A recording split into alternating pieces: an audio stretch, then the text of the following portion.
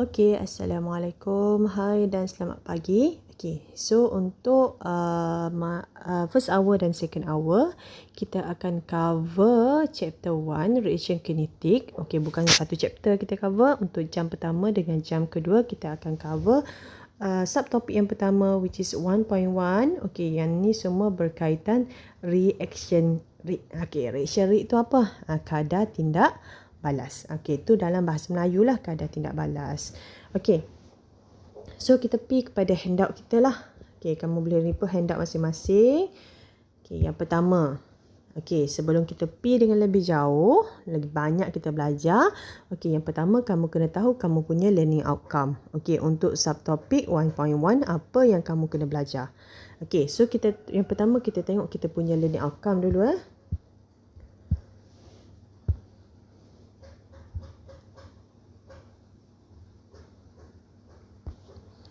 Okey.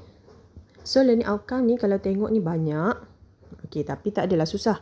Cuma dia bila dia buat one by one tu nampak macam banyak lah. Tapi semua benda-benda simple sahaja. Okey. So yang pertama, kamu kena tahu apa? Okey, define reaction rate. Okey, kamu boleh jelaskan apa yang dimaksudkan dengan reaction rate. Okey, lepas tu write differential rate equation. Okey, boleh tulis differential rate equation. Okey, yang ketiga, determine reaction rate based on differential rate equation of a reaction. Okey. Yang keempat, define rate law and order of reaction and also half-life. Okey. Apa yang dimaksudkan dengan rate law, order of reaction dan juga half-life. Okey, yang kelima, write rate law with respect to the order of reaction. Okey, kita tentukan, kita tulis dia punya rate equation berdasarkan order yang diberi. Okey, yang keenam, write integrated rate equation for zero, first and second order reaction. Okey, integrated rate equation. Nombor 7, determine the order of reaction involving single reactant. Okey, using initial rate method yang pertama.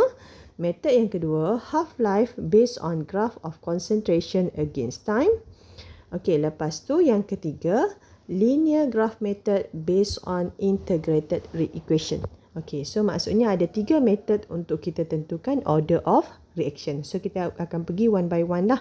Okey, yang ke-8 adalah perform calculation using integrated rate equation.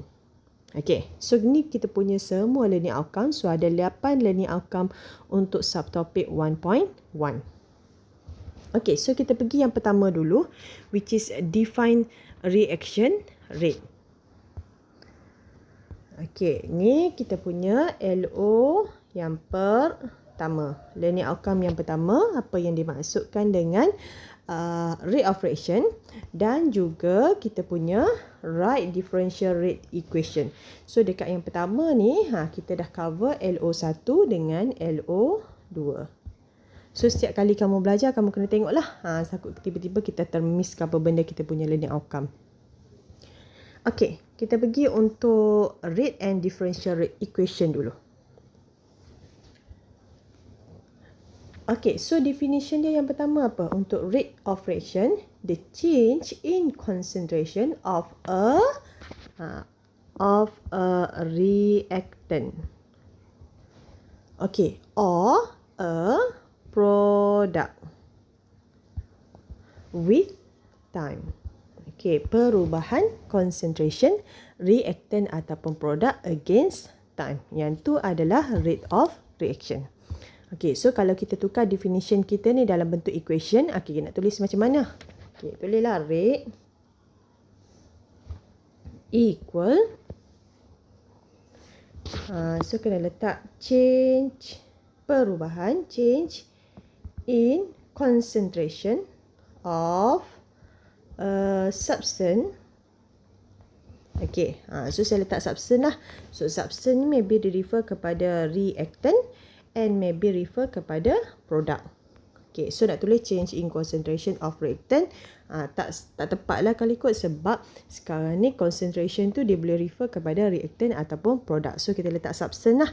Okay, so substance divide by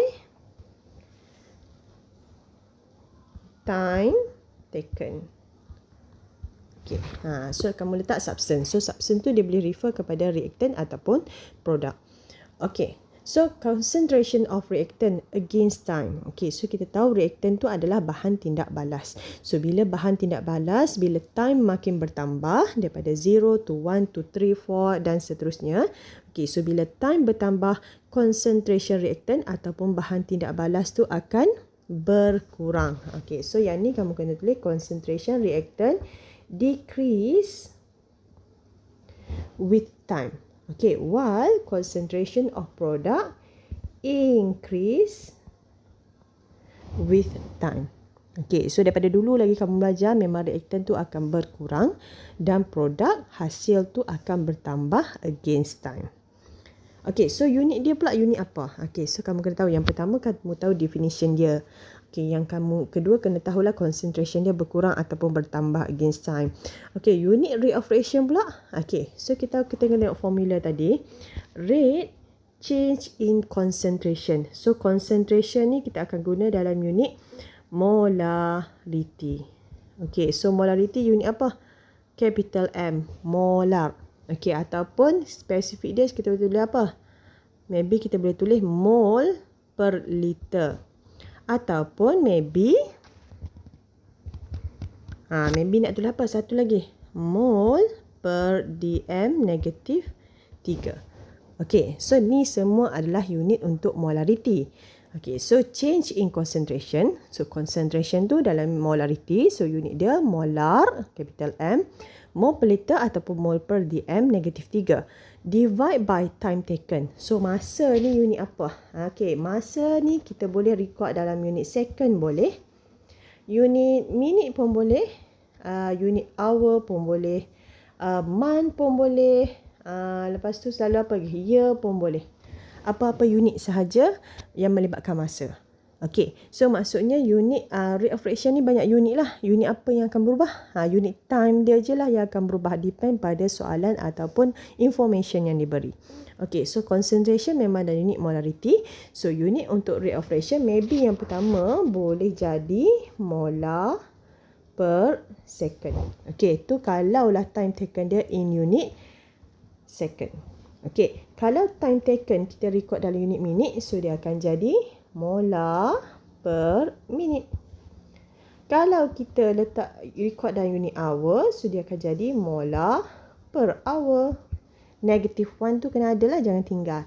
Kalau dalam unit year, molar per year. Okay, so semua sahaja apa-apa sahaja unit dalam unit. Untuk unit masa tu boleh. Month pun boleh. Week pun boleh. Day pun boleh. Depend lah. Tapi selalunya kita akan jumpa soalan selalunya ditanya ataupun diberi dalam unit molar per second ataupun molar per minit. So kamu kena alert lah time tu dalam unit apa, sama ada second, minit dan seterusnya lah. So kalau kamu tak alert unit dia, maybe calculation kamu akan drag lah. Error kamu dia akan jadi salah lah sebab unit kita salah. Okay. So graph dia pula macam mana? Ketiga kamu kena tahu graph dia. Okay. So graph ada dua lah yang kamu patut tahu. Yang satu untuk reactant. Okey, tadi kita kata apa? Concentration of reactant berkurang against time. Okey, ni kita letak kat sini adalah time. Okey, yang ni kita letak concentration reactant. Reactant Okey, so concentration against reactant against time akan berkurang. Okey, so kalau berkurang kita tunjuk dia ke bawah macam ni. Okey, tu untuk reactant. Kalau kita buat untuk produk, for product. Okey, axis X dia apa? Sama juga time. Axis X dia, Y dia adalah concentration. Oh, sorry.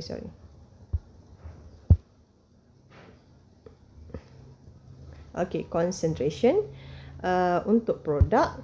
Okay, so dia akan bertambah. Starting time 0, concentration 0 lah. So produk akan bertambah against time. Okay, so dua lah kamu kena tahu concentration graph untuk rate of reaction. So kita tu kena tunjuk daripada graph tu adalah relation between concentration dengan time taken. So bila kamu plot graph, selalu kita kena tulis unit lah. So kalau unit concentration ni kita letak unit apa? Molar. Okay, time taken ni depend. Kalau soalan tu bagi unit second, kamu letak second lah. Kalau dia bagi hour, letak hour dan seterusnya. Tapi bila kamu plot graph ataupun sketch graph, make sure label dia punya exist completely. Maksudnya label dengan dia punya item dia apa? Concentration ataupun times. Lepas tu unit dia apa? Molar dengan second. Molar per minute dan seterusnya. Okay, yang ni yang kamu perlu tahu untuk rate of reaction.